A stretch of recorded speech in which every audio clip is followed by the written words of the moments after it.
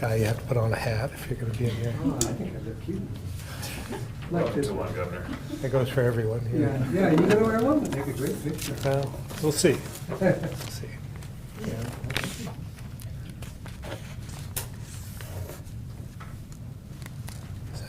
Set. All right. Good afternoon, everyone. Thanks for being here. Today I'm joined by Peter Walk from Efficiency Vermont to talk about the Button Up Vermont campaign. But first, I want to start with an update on Hurricane Helene, which has devastated areas across the southeast part of our country. The photos and stories we're hearing shows the impact of intense rain, the flooding, loss of homes, businesses, and complete communities. Roads and bridges swept away, and the tragic loss of life is breathtaking. Many are living without basic needs like water, sewer, electricity, and cell service. And we've experienced some of what they're going through right here in Vermont over the last decade, and our thoughts go out to those impacted. But last year, and again this year, when we saw floodwaters rising and asked other states to come to Vermont and help out, many did so without hesitation. So when the call came in to send an urban search and rescue team to help Florida during the storm, and then to North Carolina to help with recovery efforts, we didn't hesitate. And I want to thank the USAR team, who have been away from their families and working in very difficult conditions over the last couple of weeks, and unfortunately, their work is far from over. Commissioner Morrison will go into more detail in a minute, and we'll continue to stay in touch with all states impacted and help out wherever we can. Efficiency Vermont launched their annual Button Up campaign yesterday, which helps Vermonters weatherize their homes and prepare for winter. Now, I know these days many Vermonters are struggling just to make ends meet, saying nothing about where the extra money would come from for home repairs. But here's some good news. Efficiency Vermont is launching a new home repair program, which Peter will talk about in a minute, helping eligible homeowners receive up to $15,000 for weatherization-related home projects like insulation, roof repairs, heat pumps, plumbing, and more. At a time when Vermonters are keeping less of what they earn, with historic property tax increases, higher DMV fees, a payroll tax, and high inflation, we need to do everything we can to make Vermont more affordable. Buttoning up a home helps homeowners save more money, use less energy, stay warm this winter, and lower heating costs, which is a win-win for everyone. I'll now turn it over to Peter.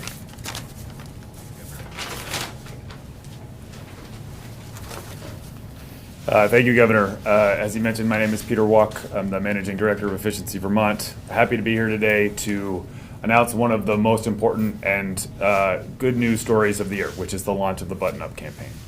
We are here to talk about the benefits of weatherization, the opportunities to address leaky homes, where you might have lack of comfort, other areas to help folks feel more comfortable in the winters. Because as we woke up this morning too, it's definitely a crisp in the air, and as we know, winter is coming.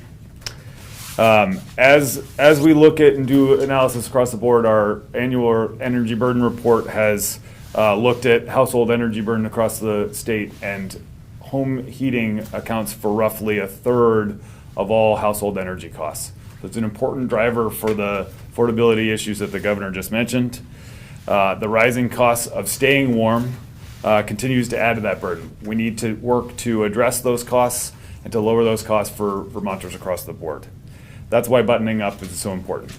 Anything we can do to make homes warmer, use less energy, helps keep residents customer all year, and keep their costs down, help them save money over the long run. Button Up has some great partners and offers. No matter your goals, your home needs, this is not just an Efficiency Vermont effort. We work with partners across the state to help folks make the changes that are right for them in their homes. As the governor mentioned, we're very excited. Based on partnerships with the state using some ARPA dollars, we're able to offer this year a new program to help Vermonters make the necessary repairs that are often required to get to a weatherization project. So up to $15,000 for income qualified Vermonters to be able to address these major issues, whether that be repairs to roofs, windows, foundations, ventilation and ductwork issues, remediation for asbestos, vermiculite, and mold, which are huge barriers, especially in our old home stock, and issues around plumbing, siding, and other things.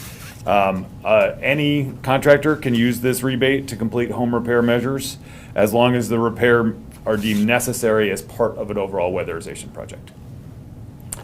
This offer is available statewide. It is, if you are a VGS customer or a BD customer, we recommend contacting them, as the programs, this specific program is not eligible for those customers. After repairs are made, the next step is to button up. Taking steps to insulate and air seal can increase comfort ahead of winter. Completing a weatherization project can also reduce energy bills in the long run. It also boosts the resilience of your home, making it more durable to extreme weather and during power outages. I'd be remiss in calling out the great folks at the Department of Children and Families Office of Economic Opportunity who run the State Weatherization Assistance Program. Low-income Vermonters can access free weatherization services through them and their Community Action Agency and other partners. Overall, it come through Efficiency Vermont. Comprehensive air sealing and insulation are available through our home performance offer. Income-eligible homes can get up to 75% off a weatherization project, up to $9,500. Households with slightly higher incomes can get 75% back, up to $4,000. This rebate makes buttoning up your home more accessible and more affordable. And you'll enjoy that comfort year-round, plus lower energy bills for a more efficient home. We also have great partners to help make the financing of these projects more affordable. So a combination of incentives and financing can bring the average weatherization project down to around $40 a month based on a project size of about $12,000. We have great partners in lending institutions around the state who have worked with us on the Home Energy Loan Program, as well as the work in partnership with the Vermont Housing Finance Agency and the Vermont Gas Systems around the Weatherization Repayment Assistance Program, which allows you to pay back the cost of a weatherization project on your utility bill. If you want to get your home truly weatherized, please contact us at Efficiency Vermont.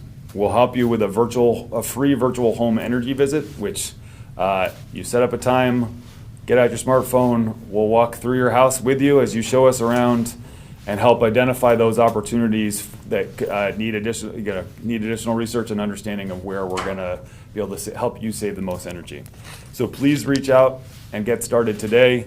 Thank you to Governor Scott for being with us every step of the way and launching this campaign. It's very important that Vermonters know what resources are available to them. So as it gets colder, please remember, button up.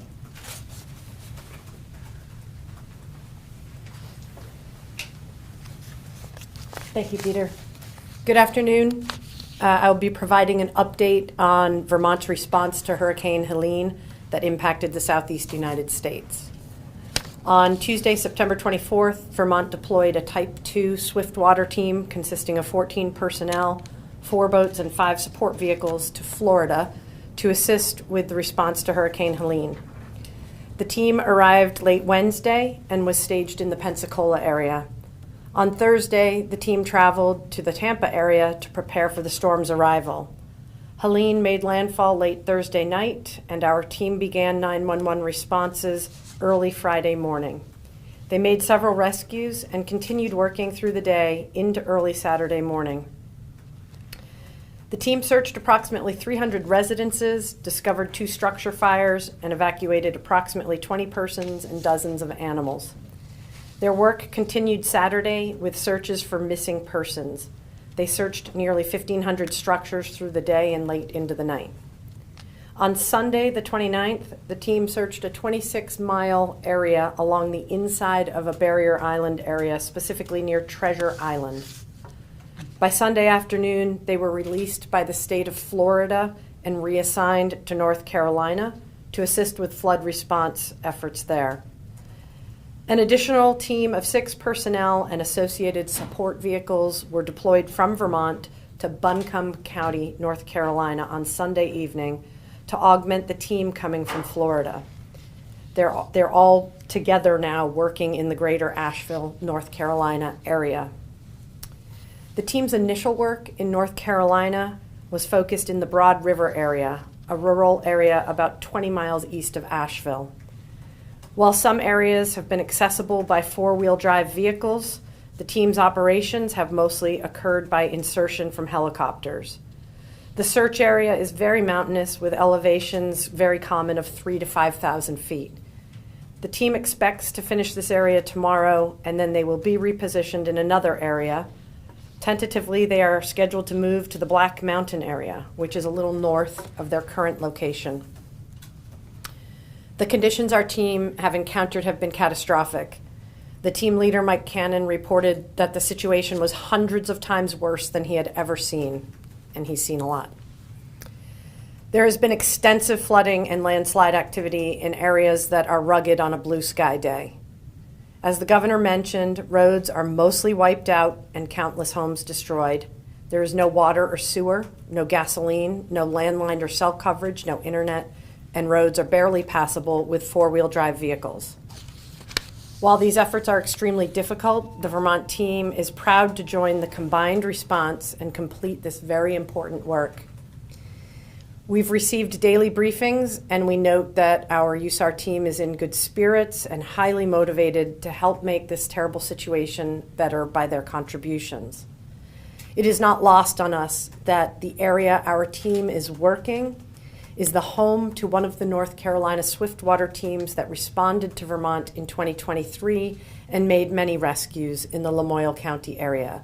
It was a team from Buncombe County that was stationed at the Cambridge Fire Department.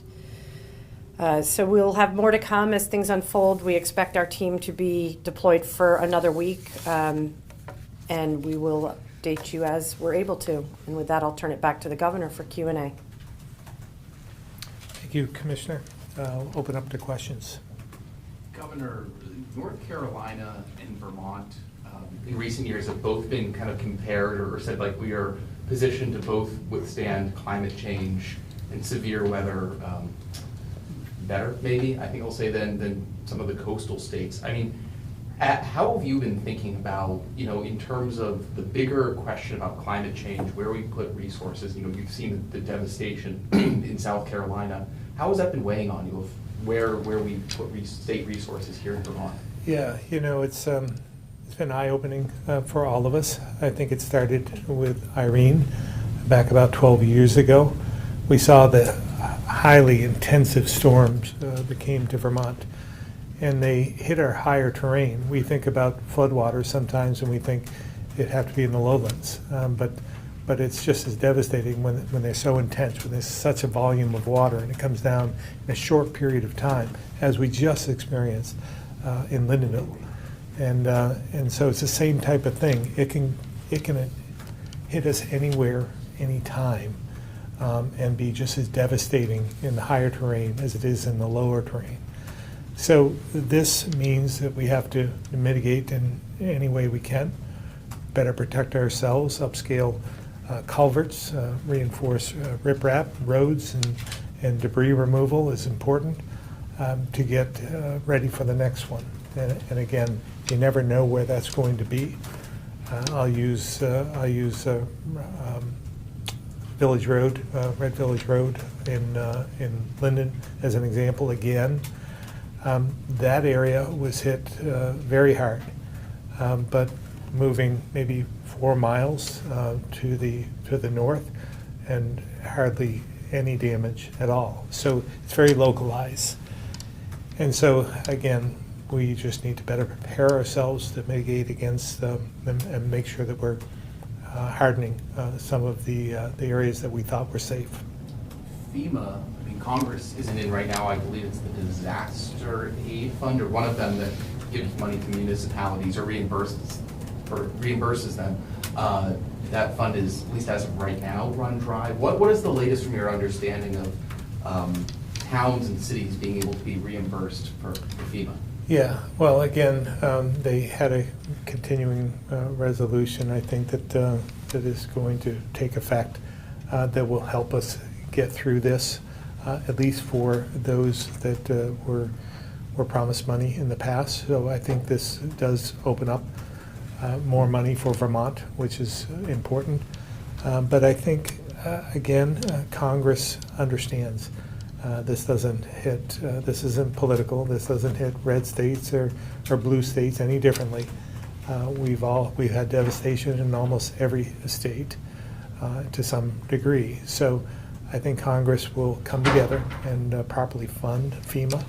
I know Senator Welch is working on opportunities to make FEMA maybe more user-friendly. And I think that there's room for that. But at the same time, they've treated us well, and we've relied on them heavily over the last two storms, and certainly during Irene as well.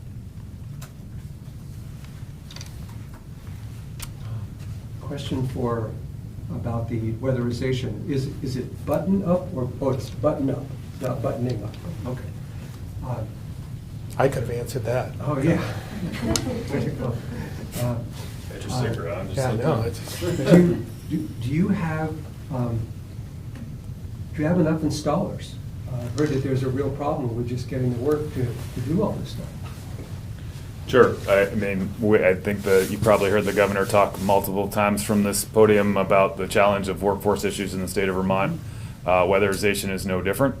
On all of our HVAC and other crews, we need more people in Vermont doing the great work so that we can help people save money and access the programs that are available to them. So do you have enough? Not at present. We are working, we have invested actually in Efficiency Vermont the first time in our own workforce development coordinator to help coordinate some of those efforts, but there is significant work to be done to add the capacity needed to address the state's climate and energy goals. Is this also for renters, homeowners and renters, or just homeowners? I could follow up with you after. Okay. And my last question is, I've heard that Efficiency Vermont installations are significantly more expensive than just sort of a private weatherization. Is that true? And if so, why is that? And yeah. So we make sure that the customer is protected as much as possible from jobs that don't meet the specifications required, so there aren't issues down the road.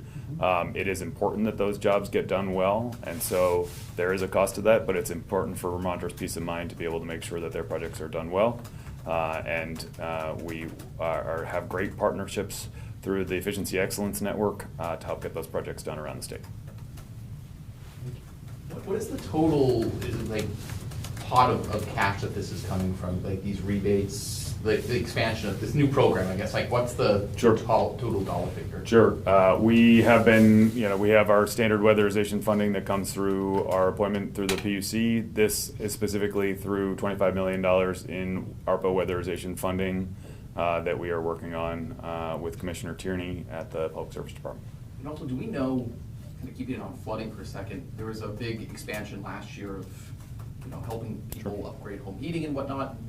How did that money, how did that go? How much Sure. was spent? So we're still working through that. As you can imagine, there are still customers that need that support to this day from the 2023 flooding. So we're still experiencing that. Thanks to the good work of the emergency board, thanks to the governor and the legislature, we have been able to expand the availability of those funds to 2024 flooding victims. We're working with the Department of Public Service now to get that money rolled out as quickly as possible. Do we know how many people, either from last year or maybe this year too, don't have heat? I know that was a big issue last year, boilers getting flooded. Do we have a sense of how many people are going into the winter without a boiler? I'm going to let somebody correct me if I'm wrong, but I believe it's around 54 is the number that we're working on. Yes, that's the number I have. Okay. Doug Yeah, is Doug, nodding. do you want to add anything to that, Doug? I would say, Governor, that yes, that is the number that was recently provided. Our disaster case managers are actively working. I got notification of another 2 cases that were closed just this week. So we are actively working on that, and I'd like to thank Efficiency Vermont. We are drawing connections with them and the other utilities so that we can align our resources and get cases closed more quickly. So they've been extremely helpful in that area. Also, speaking of heat, housing, there's a letter, I think you've probably seen it, 91 lawmakers, I believe, sent it to you for asking for a state of emergency, asking for state-run, non-congregate shelters. Have you seen the letter? What do you think of it? I have seen the letter. It's somewhat unusual for the legislature to want to give me more power when they've been trying to take power away from me for these number of years. Many of those, the 91 who signed it, I was surprised to read some who did sign on to it that were very involved in the budget, and like 4 or 5 months ago where all of this took place. I think one was the chair of the Appropriations Committee in the House. And this all came from the legislature. We, at the end of the legislative session, the chair of the House Appropriations Committee and the Senate Appropriations Committee asked to meet with me to see if his an approach where we could get this wrapped up. They wanted to make sure that we were unwinding the hotel motel program, and they put this proposal together and came to us, and we agreed and moved on. So most of the people, I believe, and the 91 legislators voted for that budget proposal. So there's a bit of a disconnect, I think, at this point, 4 months after it took effect, or even 3 months after July 1, this took effect. So we're obviously, I want to focus on the areas where we agree. We think that emergency shelters are needed. We've been asking for help in that respect. They did come forth with $10 million. There's also money with VHCB to do the same. We don't think it's enough, but it's a starting point, and I think it's important for us to understand, level set, and see where we're at. And I might ask Secretary Samuelson if she could weigh in here and tell you a little bit about where we are with the emergency shelter program. Yeah, thank you, Governor. I think you're exactly right. As we begin to scale the program down, it's really important for us. What we've learned over the last few transitions is really to level set where we're at. What we know is that at the starting place is that what we're seeing is a much smaller number of people who are in need compared to the total GA exit. And that's really important for us to keep at the forefront and in mind. We've been working consistently since the legislation passed to work with communities and providers across the state to prepare and set up shelters, particularly focused on the winter months this winter. For that $10 million, and Commissioner Winters and Deputy Commissioner Gregg can go into it in more detail, we've worked with communities across the state to identify locations where shelters would be appropriate, where we had the staffing in communities, and communities have come forward in Burlington, in Rutland, and other locations across the state.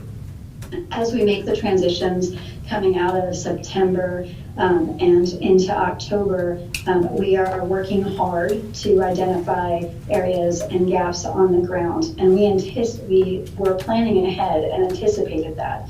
So we know as we look at the spaces and places on the ground, we've had a triage team working with the Department for Children and Families and providers on the ground. They've been communicating up front a long time over the last 2 months with participants that the transitions were coming.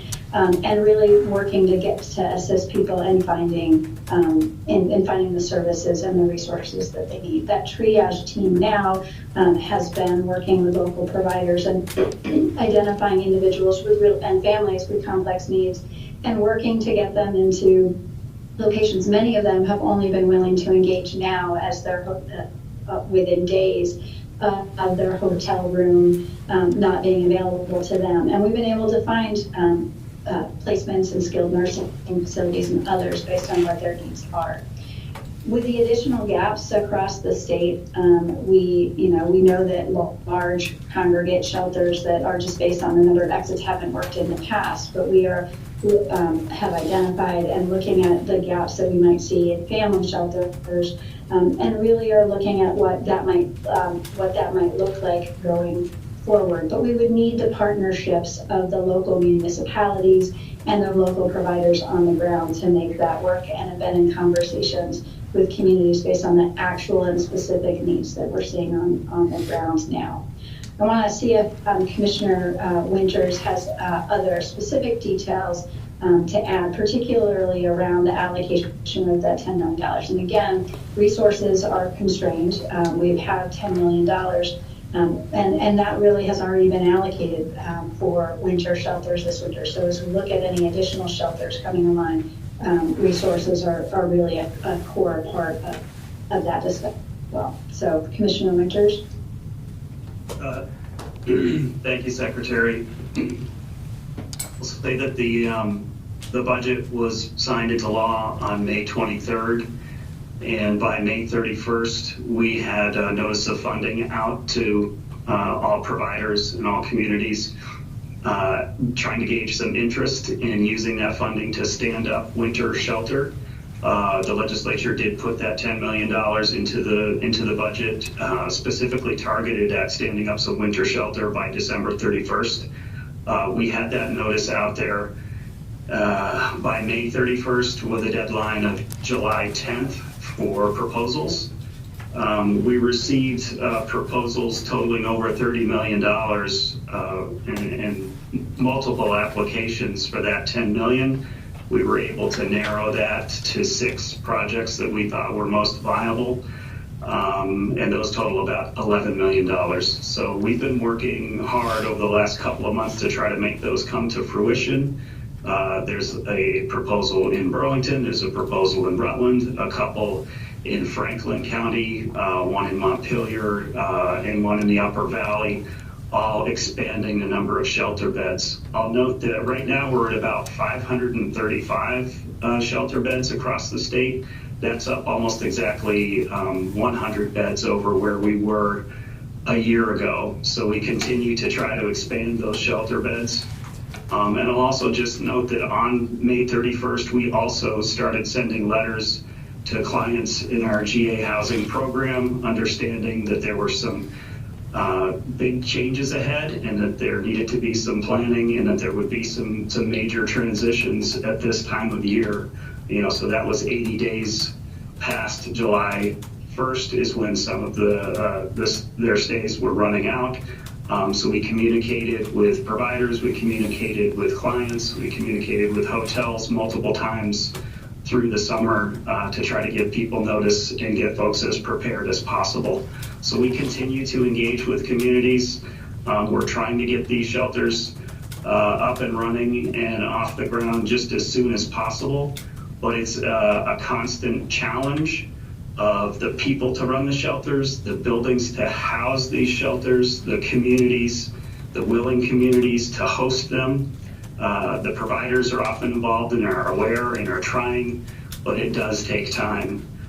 So we expect with that $10 million of funding, we will have several projects going in the next couple of months, but those always face unknown obstacles and challenges and difficulties. And I think the legislature acknowledged that in giving us this funding by saying that if that funding isn't spent on shelters, it could be spent on other things like permanent supportive housing, which is another initiative that we started last year and would like to expand. In addition to that, we issue over $26 million in housing opportunity program funds, and so that goes to communities across the state to support services for those experiencing homelessness. We've also included in the budget a $7 million increase to support those extra 100 shelter beds in the coming year so that they are sustainable, and expect that you'll see us to continue to invest in emergency shelters, but it takes partners and it takes time. I'll leave it there, I guess. Just the only follow-up there, I think what's different this time around after talking with service providers, advocates, and others is that there's kids that are being exited this time around. Commissioner Winters even said, family shelters are still a need for those. So I guess my question is, maybe big picture, like what do you see the role of, or the responsibility of the state being in terms of helping kids? Obviously, we want to help any family who is struggling with homelessness. So, and we've done so, and we'll prioritize those the best we can. Having shelters, the capacity for the congregate type of shelters that has the families in mind is important. When we're able to, we're looking at a couple right now where we think that could be suitable. But as we said, it's complicated. It's not just the building, it's the community. As you probably know, we have one set up ready to go in Waterbury, but the community has pushed back on that and wants us to get a zoning permit. I think we've been denied actually a zoning permit for that, but it's there, ready to be utilized.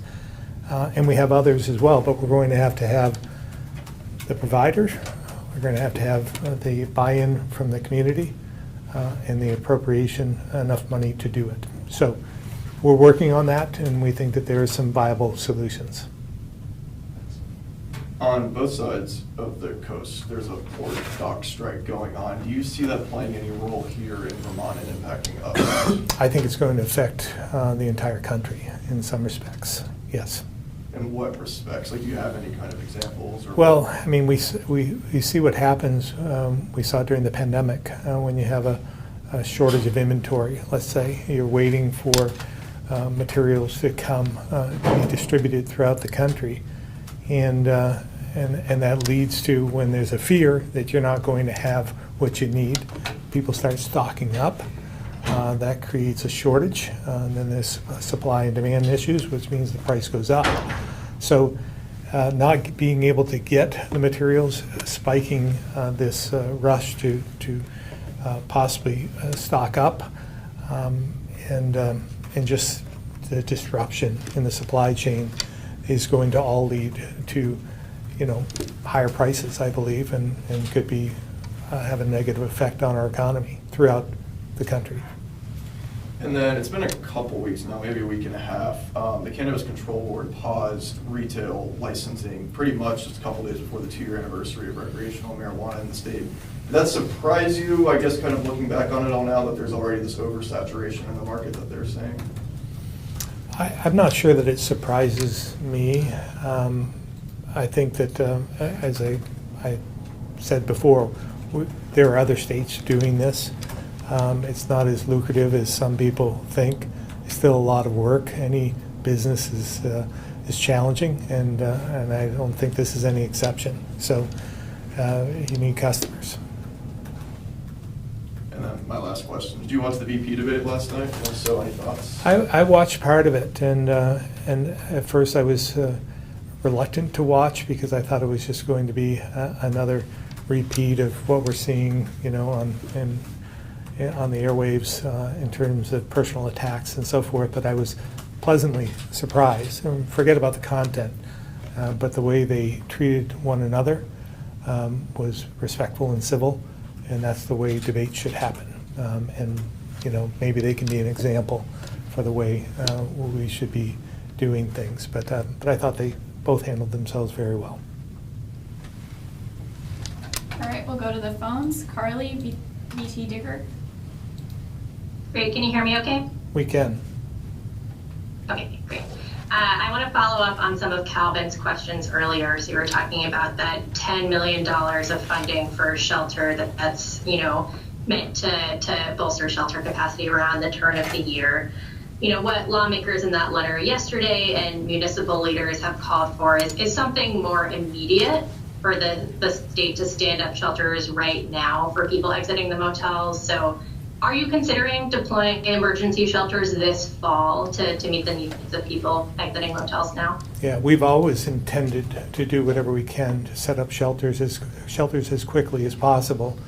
It's part of what we've been asking for. Again, I think VHCB has received money, both past and present, that we thought was working towards that as well. So again, I'm going to turn it over to Secretary Samuelson and then Commissioner Winters to fill in the gaps, but we've always intended to move forward as quickly as possible, but we need some partners in order to do that.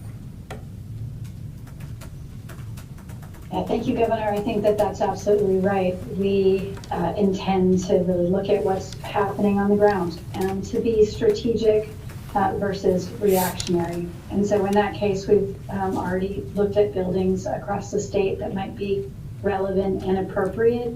But what we learned from the last time is it's important for us to know what the scope and scale of the need is, so that we are effectively using our resources and serving Vermonters.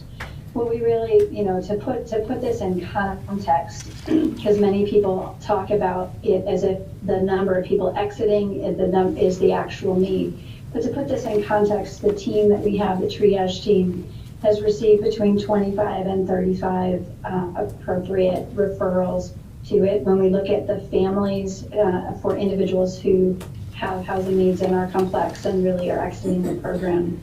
When we look at the needs in family shelters across the state, and again, this is what we know now, and we will continue to respond to what's happening on the ground. But what we know now really is less than a dozen families with children who have exited the program who need it. Now, as we work with partners on the ground and as our field services directors really work closely with the local communities, that information will change. But that's informing our decisions about where and how to put up shelters. Some of the spaces that we've identified include, as the governor said, the Waterbury Armory, where we were proactive to set up a shelter space in response. But we really need the support of the town in order to be able to move forward. We know that there's been calls in Burlington, and we've been working closely with community providers in that area, and we believe that we're more likely to be able to find a provider who could run a shelter in that area. So we've been looking at properties in that area that we might use. But again, if we were to use something like the Williston police barracks, we would need to do that in partnership with both the local providers and the town to ensure that the needs of the communities that we're trying to serve are really met. But I want to make sure that we put that in scope and scale, and to make sure that folks know that our goal here is to really be strategic versus just reacting. And in order to do that, we need to be able to see what's happening in the local communities and to partner with those local communities and those local service providers. And that's what we have been doing. And so I turn it over to Commissioner Winters to see if you or Deputy Commissioner Gray have anything to add there. I think the only thing that I'd add to that, Secretary Samuelson, is we can't talk about homelessness without talking about housing. And while, we can talk about standing up more shelters, particularly for families, we do have the resources to place people into affordable housing units if we have the units available. We'd much rather be working in that direction than standing up more shelter beds. So given the choice between shelter beds or more affordable housing units, we'll take units every single time. So just a quick reminder that we really need to be talking about how to create more affordable housing in Vermont that'll go a long ways to alleviating the unsheltered homelessness that we do see in this state. I think I want to follow.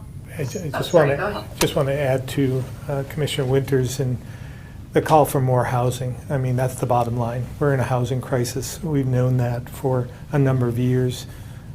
2 years ago, many legislators campaigned on this issue. We fell far short, or this legislature fell far short of achieving those goals, and instead worked on a conservation bill instead of a housing bill. And what we need is more housing. So I think that when you're pointing a finger at us, they should look in the mirror and look at partially the blame can be laid in their laps as well. We need, again, more housing to satisfy the need. As well, I wanted to go back a little bit, back in the spring, just to go down memory lane a bit, when they demanded that we set up shelters for those who were going to be unhoused in a short amount of time. So we did. We set up shelters in Rutland, in Middlesex, or maybe it was Montpelier, and in Burlington, and there may have been one other.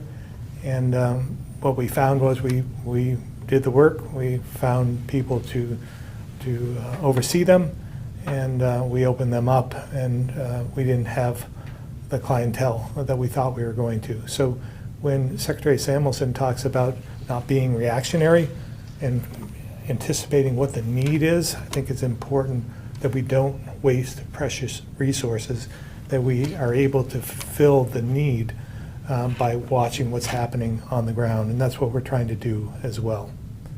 So go ahead, Carly.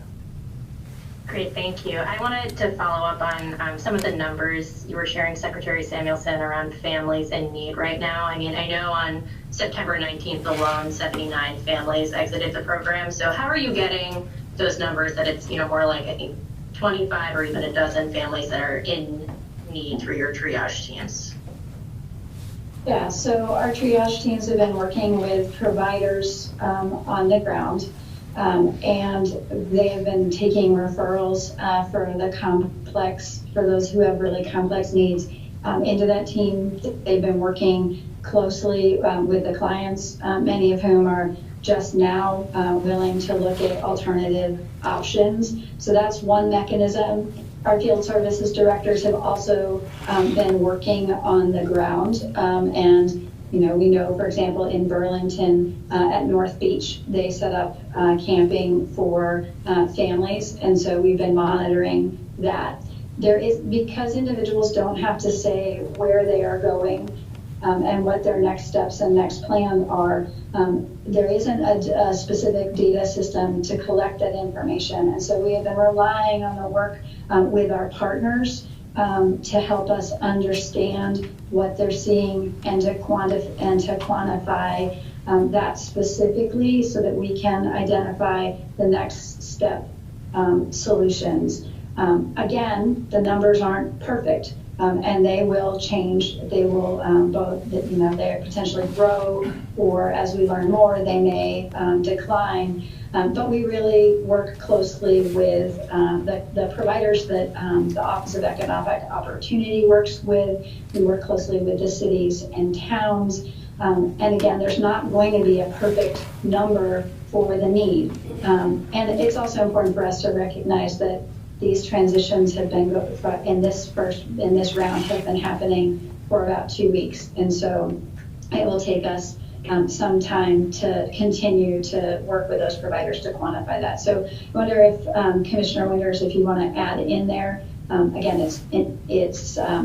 we are looking at what's happening and working with providers who are working with people on the ground. Yeah, not much to add there. Just that we know that the numbers will keep shifting as the 80 days change, as people find options. We know that sometimes people can only find temporary options. We know that some hotels are allowing self-pay, and so people are staying in hotels by paying for a bit of time. And then we know that eligibility will change once again, or the number of rooms will be opened up once again on December 1st. So it's all worth trying to dig in as much as we can to find out what the actual need is so that we can target our limited resources at those who need it most. And that certainly includes children, families with children. One more question. What conditions would you need to observe before taking a next step? Is there a benchmark you're looking for in order to, take any kind of more immediate intervention here? I think the providers in the communities know it best, and we want to hear from them. We want to work with them to assess the need. When we talk about a shelter, congregate shelters are not ideal for families, so that complicates things. But also when we talk about a shelter, it could be a 5 or 6 bed shelter, it could be a 10 or 15 bed shelter, it could be something large like we put up last year that didn't get much use. But we want to make sure that the need is there and that we're focusing our resources in an efficient and effective way. Thank you. Abigail, Vermont Public. Hi, everyone. Can you hear me? We can. Excellent. Governor, I have a question for you that's a little bit of a pivot towards energy policy. I know the PUC yesterday issued its draft rule for a clean heat standard, along with a companion report recommending an alternative path forward. The PUC also pointed out that ample analysis has shown that Vermont's current programs and level of funding for them are not sufficient alone to comply with the emissions reduction requirements under the Global Warming Solutions Act. So I'm curious, the Commission says a fee on fossil heating fuels would be a better and more cost-effective way to address this problem than a clean heat standard. Would you support imposing a fee on the sale of fossil heating fuels similar to what we have for electricity? Well, again, I haven't seen the report. I see our commissioner is on. She's probably seen that, but it is a report to the legislature. They will deal with this, and then we'll make a decision at that point. As you recall, I did veto the measure. And I resisted any fee increases. So we'll see what it looks like and what their projections are. But I have not seen the report. Commissioner Tierney, have you seen anything or at this point? I'm aware generally, Governor, of the description that Abigail just gave, but the department has not yet seen the report in full and examined what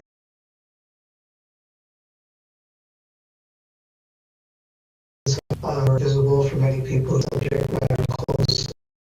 I would.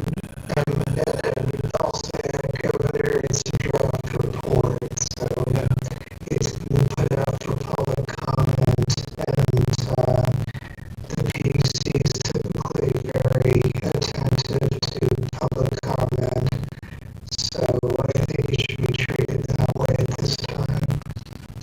Well, again, especially if it's a change in the approach, it would most definitely have to go through the legislative process. Any tax proposals would start in the House and make its way through the House and then into the Senate, and then to the governor if it gets that far. So it's got a long ways to go, I guess, before any decisions have to be made about that.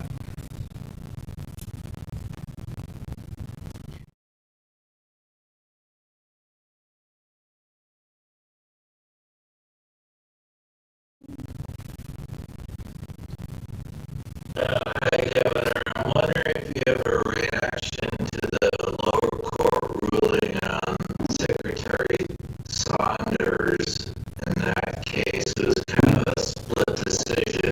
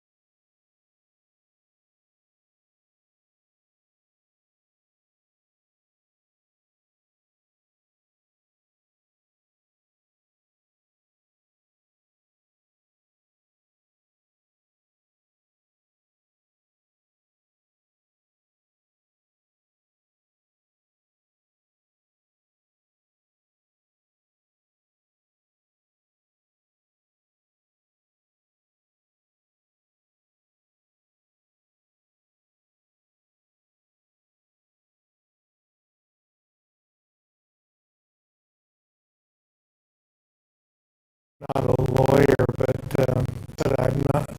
I haven't heard that it's going to the Supreme Court. I don't think that's automatic. Well, not automatic, but it's sort of the anticipated route of this case. And then inevitably the legislature just might take it up as well. Yeah. Well, it seems like we have bigger fish to fry than that.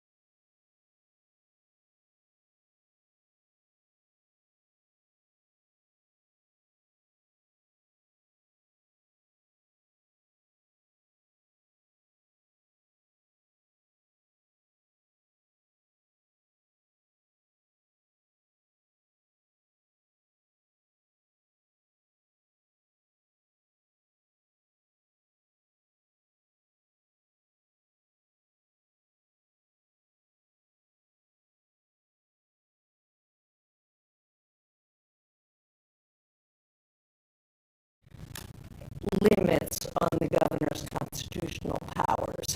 So I think that's where we stand on this case.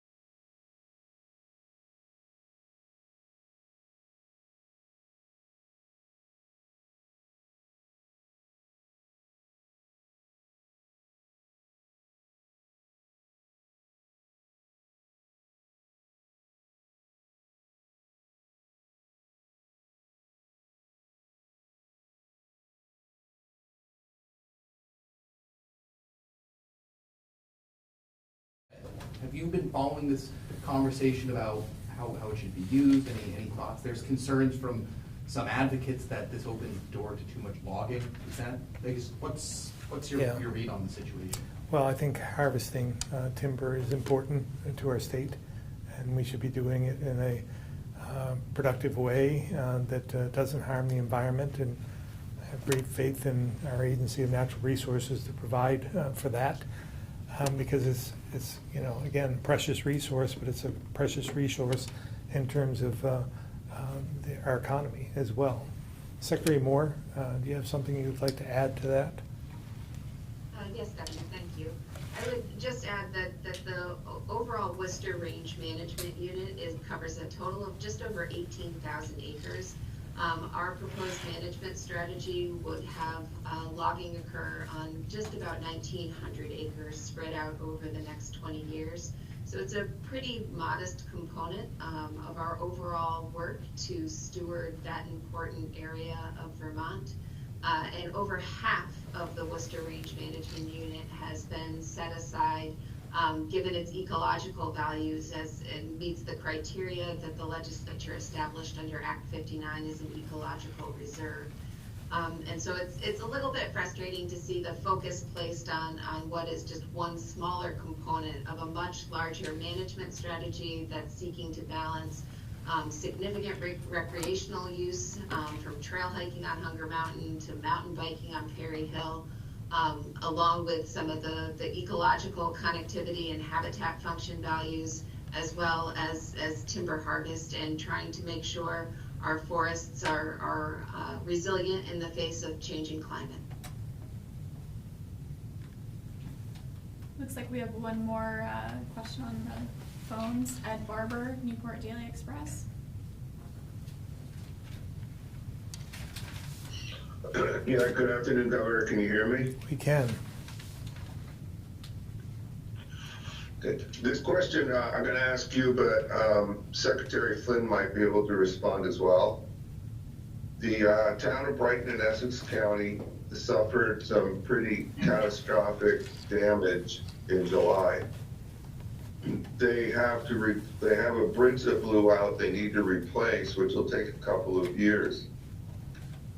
The problem they have is, even though they're FEMA eligible, they're only going to receive $7,500 a month for 6 months to put in place a temporary bridge.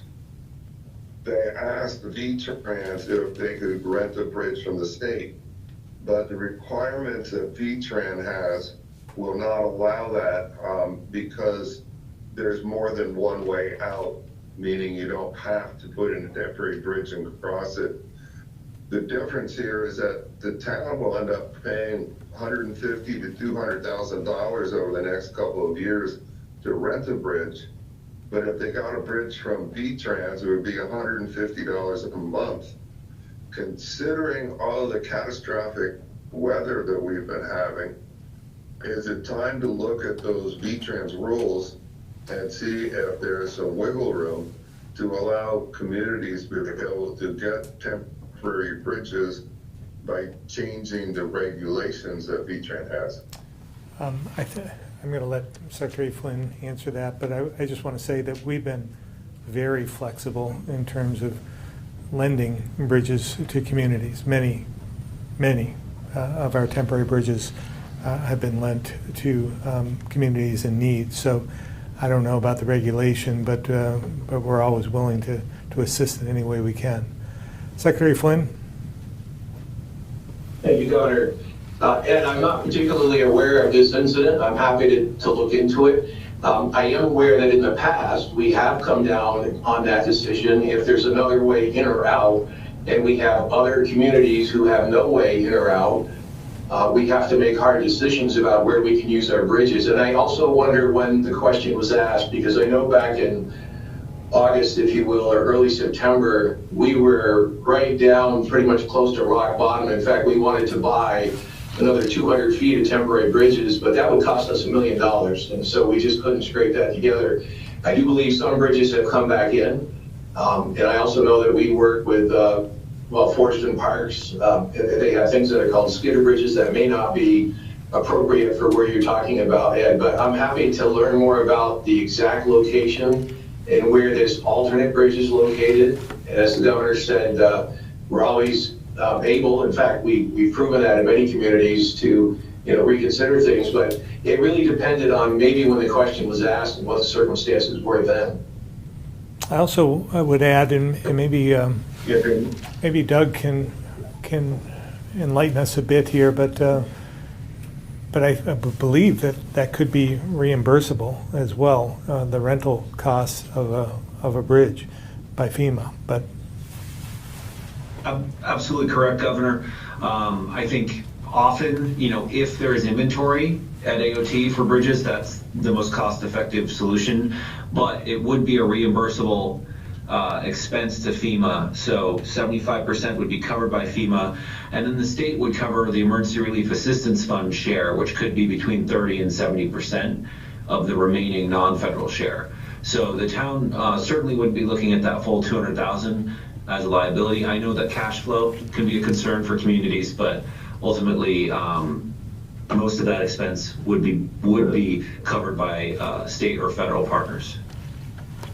Okay, I think if you contact Eric Pope, one of your employees, that he should be able to give you a lot more inside knowledge about what they're doing. And they have a town manager, Noah Bond, and if you talk to him as well, I think they'd probably appreciate hearing from you. I'll look into that this afternoon, Ed. Thank you. Great. Thank you very much. That's all I have. Thank you, Governor. All right, thank you all. Appreciate it.